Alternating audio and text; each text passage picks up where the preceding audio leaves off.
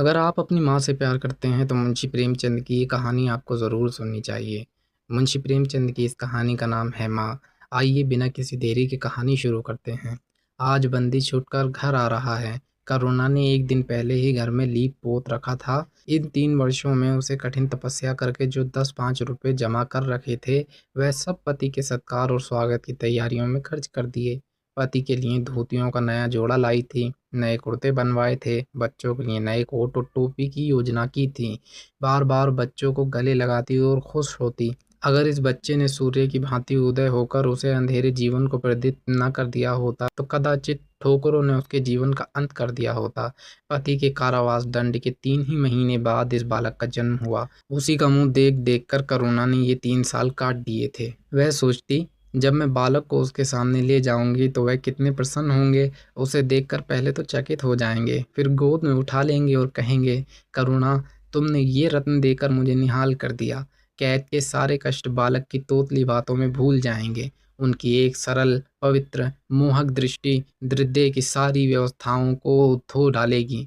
इस कल्पना का आनंद लेकर वह फूली न समाती थी। वह सोच रही थी, आदित्य के साथ बहुत से आदमी होंगे। जिस समय वे द्वार पर पहुंचेंगे, जय जयकार की ध्वनि आकाश में गूंज उठेगी। वह कितना स्वर्गीय दृश्य होगा। उन आदमियों के बैठने के लिए करुणा ने एक फटा सा टाट बिछा दिया था। कुछ पान बना दिए थे और बार बार आशामय नेत्रों से द्वार की ओर तकती थी। पति की वह सुदृढ़, उदार, तेजपूर्ण मुद्रा बार बार आंखों में फिर जाती थी। उनकी वह बातें बार बार याद आती थीं जो चलते समय उनके मुख से निकलती थी।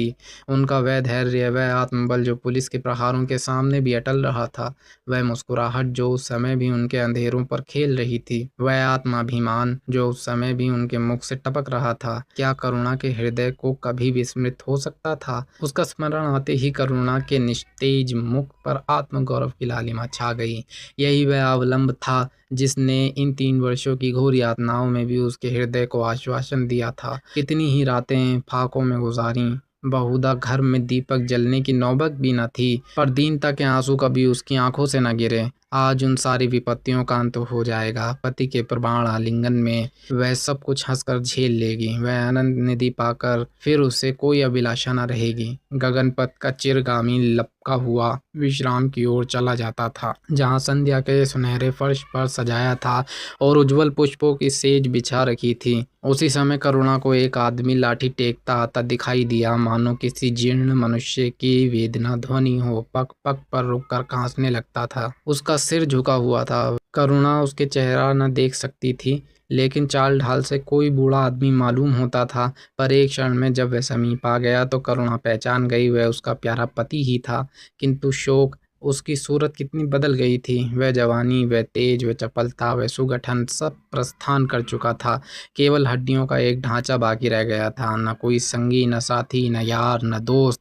करुणा उसे पहचानते ही बाहर निकल आई, पर आलिंगन की कामना में हृदय में दबाई रह गई। सारे मंसूबे धूल में मिल गए, सारा मनोल्लास आंसुओं के प्रवाह में बह गया, विलीन हो गया। आदित्य ने घर में कदम रखते ही मुस्कुराकर करुणा को देखा, पर उस मुस्कान में वेदना का एक संसार भरा हुआ था। करुणा ऐसी शिथिल हो गई मानो हृदय का संपादक रुक गया हो। वह फटी हुई आंखों से स्वामी की ओर टकटकी बांधे खड़ी थी, मानो उसकी आंखों पर अब भी विश्वास न आता हो। स्वागत या दुख का एक भी शब्द उसके मुंह से न निकला। बालक भी गोद में बैठा हुआ सहमी आंखों से इस कंकाल को देख रहा था और माता की गोद में चिपटा जाता था। आखिर उसने कातर स्वर में कहा, ये तुम्हारी क्या दशा है? बिल्कुल पहचाने नहीं जाते। आदित्य ने उसकी चिंता को शांत करने के लिए मुस्कुराने की चेष्टा करते हुए कहा, कुछ नहीं, जरा दुबला हो गया हूँ। तुम्हारे हाथों का भोजन पाकर फिर स्वस्थ हो जाऊंगा। करुणा ने कहा, छी, सूख कर कांटा हो गए हो। क्या वहाँ पेट भर भोजन नहीं मिलता था? तुम कहते थे कि राजनीतिक आदमियों के साथ बड़ा अच्छा व्यवहार किया जाता है, और वह तुम्हारे साथी को क्या हुआ जो तुम्हें आठों पहर घेरे रहते थे और तुम्हारे पसीने की जगह खून बहाने को तैयार रहते थे? आदित्य की तेवरियों पर बल पड़ गए। बोले, यह बड़ा ही कटु अनुभव है करुणा। मुझे ना मालूम था कि मेरे कैद होते ही लोग मेरी ओर से यूं आंखें फेर लेंगे, कोई बात भी न पूछेगा। राष्ट्र के नाम पर मिटने वालों का यही पुरस्कार है, ये मुझे मालूम न था। जनता अपने सेवकों को बहुत जल्द भूल जाती है, यह तो मैं जानता था, लेकिन अपने सहयोगी और सहायक कितने बेवफा होते हैं, इसका मुझे यहाँ पहला ही अनुभव हुआ। लेकिन मुझे किसी से शिकायत नहीं, सेवा स्वयं अपना पुरस्कार है। मेरी भूल थी कि मैं इसके लिए यश और नाम चाहता था। करुणा, तो क्या यहाँ भोजन भी न मिलता था? आदित्य, यह न पूछो करुणा, वही करुण कथा है। बस यही गनीमत समझो कि जीता लौट आया। तुम्हारे दर्शन बदे थे, नहीं कष्ट तो ऐसे ऐसे उठाए कि अब तक मुझे प्रस्थान कर जाना चाहिए था। मैं ज़रा लेटूंगा, खड़ा नहीं रह जाता। दिन भर मैं इतनी दूर आया हूँ। करुणा, चलकर कुछ खा लो तो आराम से लेटो। बालक को गोद में उठाकर, बाबूजी है बेटा, तुम्हारे बाबूजी, इसकी गोद में जाओ, तुम्हें प्यार करेंगे। आदित्य ने आंसू भरी आंखों से बालक को देखा और उनका एक एक रोमा उसका तिरस्कार करने लगा। अपनी जीर्ण दशा पर उन्हें कभी इतना दुख न हुआ था। ईश्वर की असीम दया से यदि उनकी दशा संभल जाती तो वह फिर कभी राष्ट्रीय आंदोलन के समीप न जाते। इस फूल से बच्चे को यूं संसार में लाकर दरिद्रता की आग में झोंकने का उन्हें क्या अधिकार था? वह अब लक्ष्मी की उपासना करेंगे और अपना शूद्र जीवन बच्चे के लिए लालन पालन को अर्पित कर देंगे। उन्हें इस समय बहुत ज्ञात हुआ कि बालक उन्हें उपेक्षा की दृष्टि से देख रहा है, मानो कह रहा है, मेरे साथ आपने कौन सा कर्तव्य पालन किया? उसकी सारी कामना, सारा प्यार बालक को हृदय से लगा देने के लिए अधीर हो उठा, पर हाथ फैल न सके, हाथों में शक्ति ही न थी। करुणा बालक को लिए हुए उठी और थाली में कुछ भोजन निकाल कर लाई। आदित्य ने शुद्ध अपूर्ण नेत्रों से थाली की ओर देखा, मानो आज बहुत दिनों के बाद कोई खाने की चीज सामने आई है। जानता था कि कई दिनों के उपवास के बाद और आरोग्य की इस गई गुजरी दशा में उसे जबान को काबू में रखना चाहिए, पर सब्र न कर सका। थाली पर टूट पड़ा और देखते ही देखते थाली साफ कर दी। करुणा सशंक हो गई। उसने दोबारा किसी चीज के लिए ना पूछा, थाली उठाकर चली गई। पर उसका दिल कह रहा था, इतना तो कभी ना खाते थे। करुणा बच्चों को खिला रही थी कि एकाएक कानों में आवाज आई, करुणा। करुणा ने आकर पूछा, तुमने मुझे पुकारा है? आदित्य का चेहरा पीला पड़ गया था और सांस जोर जोर से चल रही थी। हाथों के सहारे वही टाट पर लेट गए थे।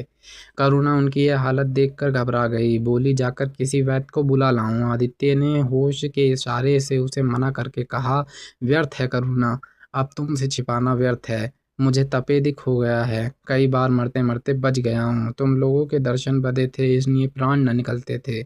देखो प्रिय, रो मत। करुणा ने सिसकियों को दबाते हुए कहा, मैं वैद्य को लेकर अभी आती हूँ। आदित्य ने फिर सिर हिलाया, नहीं करुणा, केवल मेरे पास बैठी रहो, अब किसी से कोई आशा नहीं है, डॉक्टर ने जवाब दे दिया है। मुझे तो यह आश्चर्य है कि यहाँ पहुँच कैसे गया। ना जाने कौन देवी शक्ति मुझे वहाँ से खींच लाई। कदाचित यह इस बुझते हुए दीपक की अंतिम झलक थी। आह, मैंने तुम्हारे साथ बड़ा अन्याय किया, इसका मुझे हमेशा दुख रहेगा। मैं तुम्हें कोई आराम न दे सका, तुम्हारे लिए कुछ न कर सका, केवल सोहाग का दाग लगाकर और एक बालक के पालन का भार छोड़कर चला जा रहा हूँ। करुणा ने हृदय को दृढ़ करके कहा, तुम्हें कहीं दर्द तो नहीं है? आग बना लाऊं? कुछ बताते क्यों नहीं? आदित्य ने करवट बदल कर कहा, कुछ करने की जरूरत नहीं प्रिय, कहीं दर्द नहीं, बस एक ऐसा मालूम होता है कि दिल बैठा जाता है, जैसे पानी में डूबा जाता हूँ। जीवन की लीला समाप्त हो रही है, दीपक को बुझते हुए देख रहा हूँ। कह नहीं सकता कब आवाज़ बंद हो जाए। जो कुछ कहना है वह कह डालना चाहता हूँ। क्यों वह लालसा ले जाऊं? मेरे एक प्रश्न का जवाब दोगी? पूछूं? करुणा के मन की सारी दुर्बलता, सारा शोक, सारी वेदना मानो लुप्त हो गई और उनकी जगह उस आत्मबल का उदय हुआ जो मृत्यु पर हंसता है और विपत्ति के सांपों से खेलता है। रत्न जटित मखमली में आन में जैसे तेज तलवार छिपी रहती है, जल के कोमल प्रवाह में जैसे असीम शक्ति छिपी रहती है, वैसे ही रमणी का कोमल हृदय साहस और धैर्य को अपनी गोद में छिपाए रहता है। क्रोध जैसे तलवार को बाहर खींच लेता है, विज्ञान जैसे जल शक्ति का उद्घाटन कर लेता है, वैसे ही प्रेम रमणी के साहस और धैर्य को प्रदीप्त कर देता है। करुणा ने पति के सिर पर हाथ रखते हुए कहा, पूछते क्यों नहीं प्यारे? आदित्य ने करुणा के हाथों के कोमल स्पर्श का अनुभव करते हुए कहा, तुम्हारे विचार में मेरा जीवन कैसा था? बधाई के योग्य। देखो, तुमने मुझसे कभी पर्दा नहीं रखा, इस समय भी स्पष्ट कहना, तुम्हारे विचारों में मुझे अपने जीवन का हंसना चाहिए या रोना चाहिए? करुणा ने उल्लास के साथ कहा, यह प्रश्न क्यों करते हो प्रियतम? क्या मैंने तुम्हारी उपेक्षा कभी की है? तुम्हारा जीवन देवताओं का सा जीवन था, निस्वार्थ, निर्लिप्त और आदर्श। विघ्न बाधाओं से तंग आकर मैंने तुम्हें कितनी बार संसार की ओर खींचने की चेष्टा की है, पर उस समय भी मैं मन में जानती थी कि मैं तुम्हें ऊंचे आसन से गिरा रही हूँ। अगर तुम माया मोह में फंस जाते तो कदाचित मेरे मन को अधिक संतोष होता, लेकिन मेरी आत्मा को वह गर्व और उल्लास न होता जो इस समय हो रहा है। मैं अगर किसी को बड़े से बड़ा आशीर्वाद दे सकती हूँ तो वह यही होगा कि जब जीवन तुम्हारे जैसा हो। ये कहते कहते करुणा का आभाहीन मुखमंडल ज्योतिर्मय हो गया, मानो उसकी आत्मा दिव्य हो गई हो। आदित्य ने सगर्भ नेत्रों से करुणा को देखकर कहा, बस अब मुझे संतोष हो गया। करुणा, इस बच्चे की ओर से मुझे कोई शंका नहीं है। मैं उसे इससे अधिक कुशल हाथों में छोड़ नहीं सकता। मुझे विश्वास है कि जीवन भर वह ऊंचा पवित्र आदर्श सदैव तुम्हारे सामने रहेगा। अब मैं मरने को तैयार हूँ। 7 वर्ष बीत गए। बालक प्रकाश अब 10 साल का रूपवान, बलिष्ठ, प्रसन्न मुख कुमार था। बल का तेज, साहसी और मनस्वी। वह तो उसे छू भी नहीं गया था। करुणा का संतप्त हृदय उसे देखकर शीतल हो जाता था। संसार करुणा को अभागिनी और दीन समझे, वह कभी भाग्य का रोना नहीं रोती। उसने उन आभूषणों को बेच डाला जो पति के जीवन में उसे प्राणों से प्रिय थे, और उस धन को और उस धन से कुछ गायें और भैंसें मोल ले लीं। वह कृषक की बेटी थी और गौपालन उसके लिए कोई नया व्यवसाय न था। इसी को उसने अपनी आजीविका का साधन बनाया। विशुद्ध दूध कहाँ मैसर होता है, सब दूध हाथों हाथ बिक जाता। करुणा को पहर रात से पहर रात तक काम करने में लगा रहना पड़ता, पर वह प्रसन्न थी। उसके मुख पर निराशा या दीनता की छाया नहीं, संकल्प और साहस का तेज है। उसकी एक एक अंग में आत्मगौरव की ज्योति सी निकल रही है। आंखों में एक दिव्य प्रकाश है, गंभीरता और असीम। सारी वेदनाएं, वैधव्य का शोक और विधि का निर्मम प्रहार, सब उसका प्रकाश की गहराई में विलीन हो गया है। उसका आनंद, उसकी अभिलाषा, उसका संसार, उसका स्वर्ग, सब कुछ प्रकाश पर न्यौछावर है। पर यह मजाल नहीं कि प्रकाश कोई शरारत करे और करुणा आंखें बंद कर ले। नहीं, वह उसके चरित्र की कठोरता से देखभाल करती है। वह प्रकाश की माँ नहीं, माँ बाप दोनों हैं। उसके पुत्र स्नेह में ममता के साथ पिता की कठोरता भी शामिल है। पिता पति के अंतिम शब्द अभी तक उसके कानों में गूंज रहे हैं। वह आत्मोल्लास जो उनके चेहरे पर झलकने लगा था, वह गर्व में लाली जो उनकी आंखों में छा गई थी, अभी तक उसकी आंखों में फिर रही है। निरंतर पति चिंतन ने आदित्य को उसकी आंखों में प्रत्यक्ष कर दिया है। वह सदैव उनकी उपस्थिति का अनुभव किया करती है। उसे ऐसा जान पड़ता है कि आदित्य की आत्मा सदैव उसकी रक्षा करती ही रहती है। उसकी यही हार्दिक अभिलाषा है कि प्रकाश जवान होकर पिता का पथगामी हो।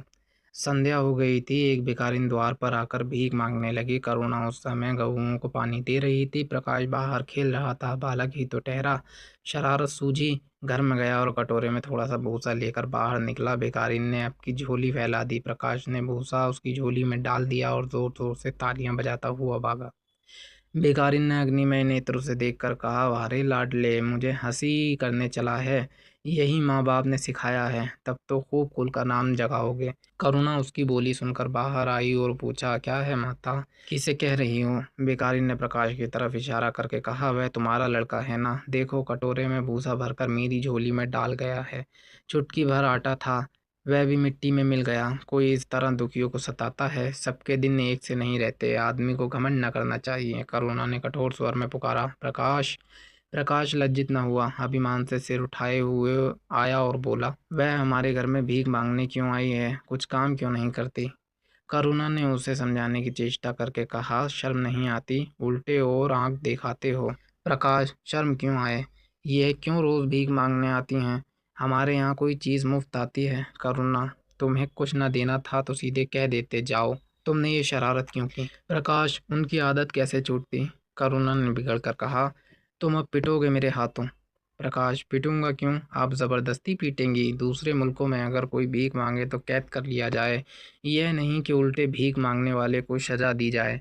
करुणा, जो अपंग है वह कैसे काम करे? प्रकाश, तो जाकर डूब मरे, जिंदा क्यों रहती हैं? करुणा निरुत्तर हो गई। बुढ़िया को तो उसने आटा दाल देकर विदा किया, किंतु प्रकाश का कुतर्क उसके हृदय में फोड़े के समान टिसता रहा। उसने ये धृष्टता, ये अभिनय कहाँ सीखी? रात को भी उसे बार बार यही ख्याल सताता रहा। आधी रात के समीप एकाएक प्रकाश की नींद टूटी। लालटेन जल रही है और करुणा बैठी रो रही है। उठ बैठा और बोला, अम्मा, अभी तुम सोई नहीं? करुणा ने मुंह फेर कर कहा, नींद नहीं आई। तुम कैसे जग गए? प्यास तो नहीं लगी है? प्रकाश, नहीं अम्मा, ना जाने क्यों आँख खुल गई। मुझसे आज बड़ा अपराध हुआ अम्मा। करुणा ने उसके मुख को स्नेह के नेत्रों से देखा। प्रकाश, मैंने आज बुढ़िया के साथ बड़ी नटखट की। मुझे क्षमा करो, फिर कभी ऐसी शरारत न करूँगा।